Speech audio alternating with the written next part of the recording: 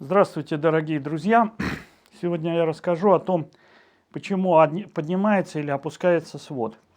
Грубо говоря, почему у одних людей формируется плоскостопие, а у других высокий свод и короткая ступня. Вот, например, как у меня. Я высоким ростом, а ступня у меня маленькая по длине. Всего лишь 42 размер, а рост 186. Ну и меня это удивляло, почему так. Но теперь мне это все стало понятно. На самом деле у меня не маленькая ступня, у меня просто высокий свод. Вот. И поняв вот эту информацию, о которой я сейчас расскажу, вы поймете, как решать проблемы плоскостопия и проблемы стопы. Потому что я часто слышу, что часто винят ступню в проблемах, которые расположены выше. Но на самом деле все обстоит наоборот. Чаще именно проблемы сверху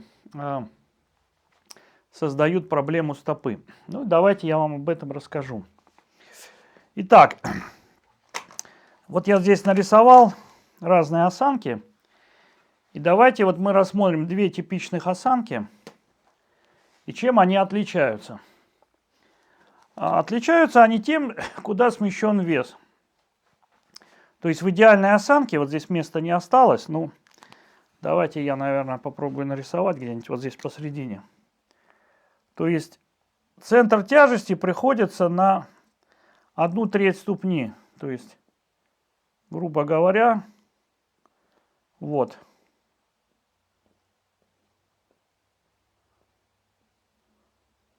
Четко вот сюда приходится вес. И он не смещен ни вперед, ни назад.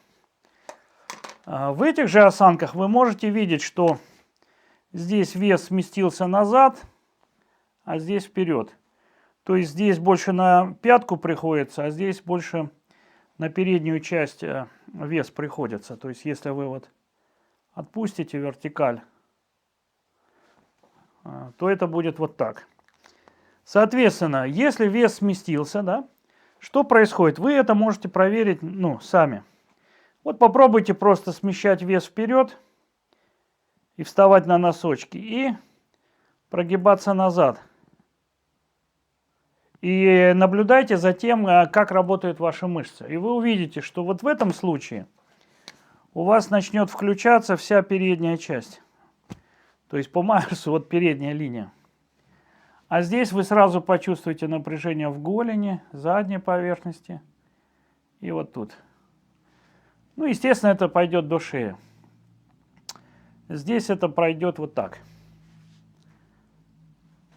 Таким образом, вот это вот положение будет перенапрягать разные мышцы. Переднюю поверхность тела и заднюю поверхность тела. Соответственно, как только у вас начинает перегружаться передняя большеберцовая, она начинает поднимать свод. Как только перегружается задняя большеберцовая плюс камбаловидная, у вас будет свод опускаться.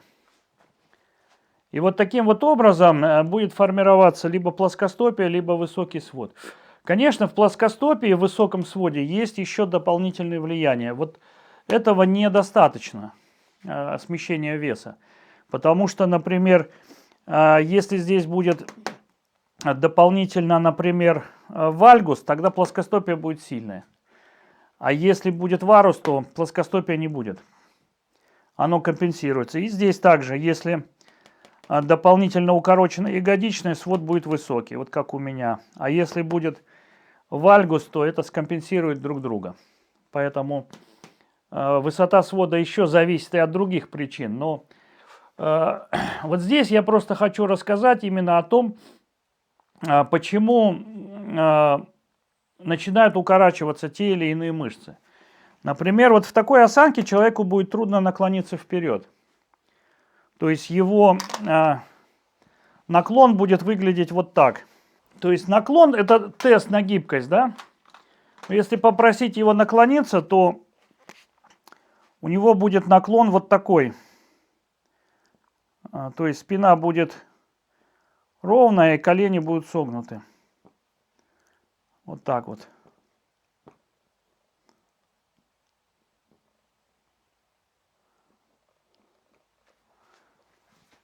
Почему? Потому что укорочено будет вот здесь и вот здесь. Ну и если вы ставите человека вот и видите при наклоне вот такую вот конфигурацию, скорее всего, у него вот такая вот осанка. Во всяком случае, она может быть другой, но у него будет смещен вес вперед. Потому что при смещении веса вперед начинает перегружаться задняя линия. И наоборот, если человеку трудно делать прогиб назад, то есть вы просите его прогнуться, допустим, вот так, да, а у него прогиб идет где-нибудь вот в этом месте, да,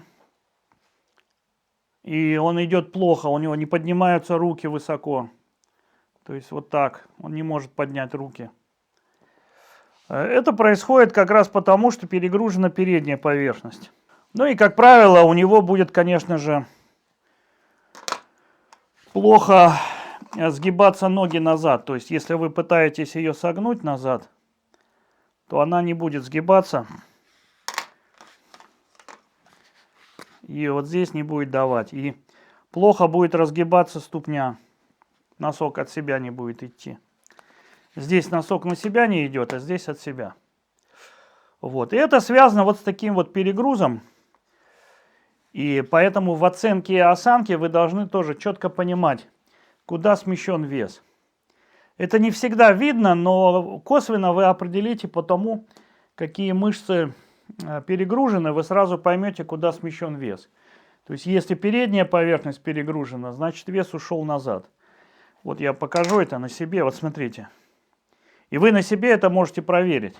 Вот наклонитесь, вы сразу почувствуете, вот живот у меня напрягся, прямая бедра и передняя большеберцовая. Если же я встал вот так, все, спина, икры, вот надо вес перенести, и сразу вы это почувствуете. И когда человек стоит целый день так, да, в таком положении, эти мышцы укорачиваются, и вот так возникает осанка.